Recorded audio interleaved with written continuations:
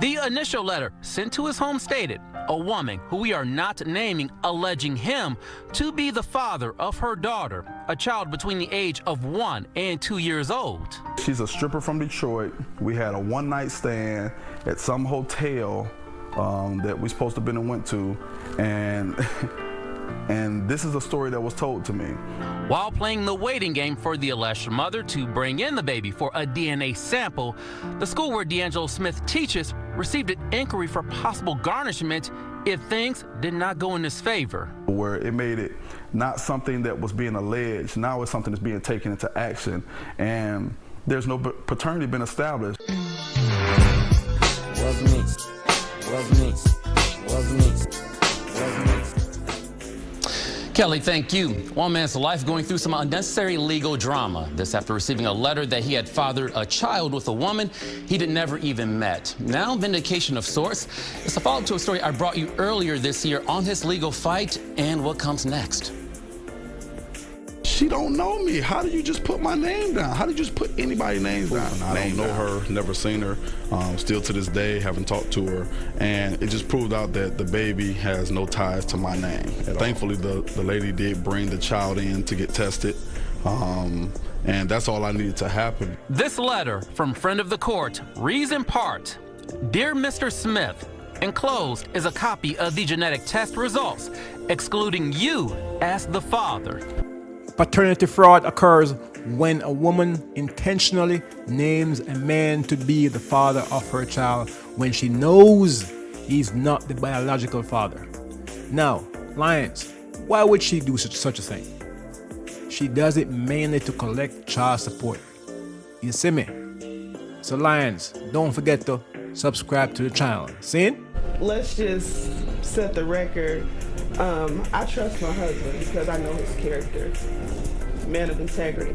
I would like to say relief, but it's kind of like confirmation, really, because I already knew that I had no ties and no links to this child or this woman, and to have that letter come to my house, it was a little unnerving, but not from the standpoint of being caught up in something.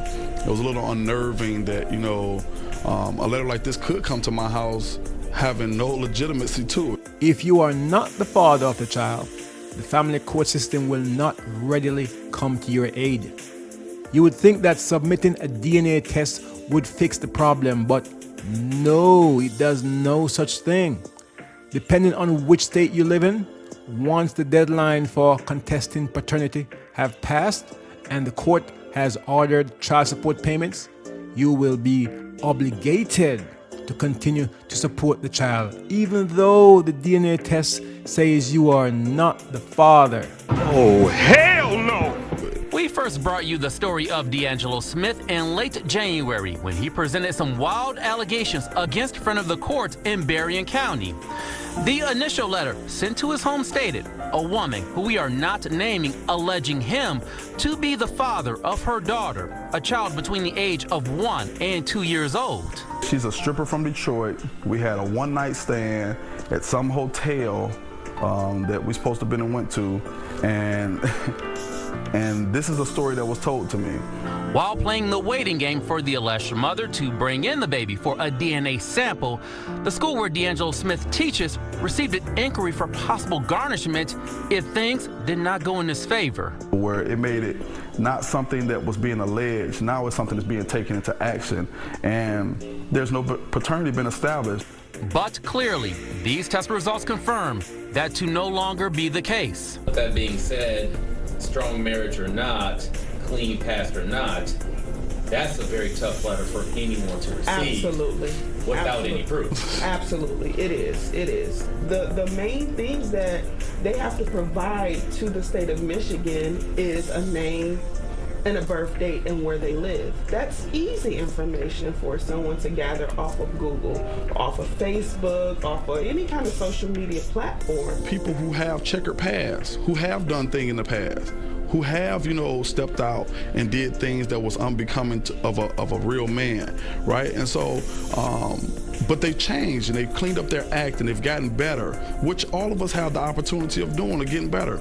But a letter like this coming to that house, a man that has changed his ways, that has walked in a different direction, this letter could be absolutely devastating because of what you've done before. Many states have declared that a DNA test alone is not sufficient to vacate the paternity order. Lions, if the child's real father, that is the biological father, cannot be found, the courts may overlook your victimization and turn to the best interest of the child. Which means what?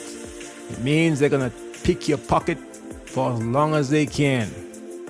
You will be paying the child support. Bumbleclad foolishness. This man is very lucky to have a wife who was willing to believe him when he said he is not the father. Plenty of these modern day women would automatically say he's lying and pack up their things and leave. We made several calls to lawmakers in Lansing who are familiar with this particular topic to get some answers. It's very unfortunate, but paternity fraud is not a unique, unusual situation in Michigan. Senator Jim Runstead tells me he's been pushing for new legislation on the matter during the past 8 years, saying right now there's no penalty for lying. Senator, what was the opposition for not passing this kind of legislation? Well, maybe it would hinder mothers who don't want to name a particular guy or they made a mistake, but you had to knowingly name the wrong person. It becomes emotional stuff. Respectfully, to mandate that DNA testing for the child is conducted first before a letter is sent to someone's home alleging they may be the father of a child regarding a woman whom they have never met, doesn't that seem like common sense type of legislation? I tell you, Joshua, the common sense goes out the window. I'd be more than happy to put that bill in. I'm telling you, it wouldn't even get a hearing in committee. I'll guarantee it wouldn't even get a hearing in committee. I ran across this before. Why would doing the right thing not a possibility in the legislature? The state gets a piece of the pie. You understand me? The state gets a piece of the child support payment, which is a lot of money when you combine all the child support payments they are collecting on a daily, monthly, yearly schedule. And the state does not want to lose that money. They don't give a damn about men. So, Lions, remember, the state don't care about you. They just want to collect that piece of the child support money from you. And the only reason I believe that this woman came in was because of Fox 2. Fox 2 provided a platform where the word got out and this word spread it like wildfire quickly to the point where the lady came in. Now I asked the courts, the friend of the courts about bringing her in. They said, well, we just have to wait until she comes in. But I thank God that Fox 2 provided a platform where the lady was able to come in, but everybody does not have that opportunity for Fox 2 to show up at their doorstep to help them out.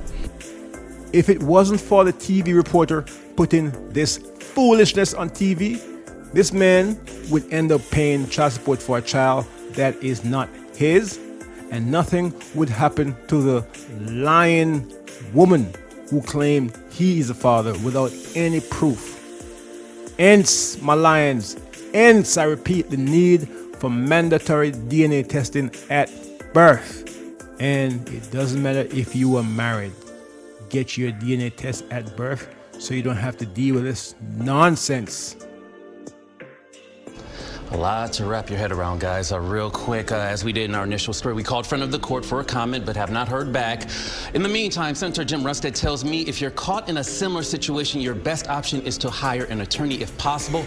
Also, and this is very key, reach out to your lawmakers. The senator says more bipartisanship is much needed on this very touchy matter. It could destroy a whole relationship. I mean, luckily, here's a guy that has, he has a solid household. That's very some people would have packed up and left and said, I just don't believe you. You could have destroyed a life. Bingo. Unbelievable story. For them to send that to work. Can you imagine if you worked at a certain place and the rumors would start to spread? said. Yes. I mean, it is potentially not only family Definition of disrupting, character but in the your public eye. character and your life. Absolutely. I can't imagine how frustrated that family was while they were trying to get answers. Highly frustrated, Amy and Jay. Highly frustrated. Take that advice, my lions. If you find yourself in situations like this or similar, where you know the child isn't yours and they're trying to force you to pay child support, the first thing you need to do is go get yourself a lawyer immediately. Don't waste time. Don't say, I can't afford it, because guess what? When that child support money comes around, you gotta pay it or else you're gonna go to jail. So it's either you go to jail or you go get a lawyer to try and help you relieve the situation as best as they can. You have a lot to lose if you don't. And remember, protect yourself at all times. Hold tight. We're gone again. Was me.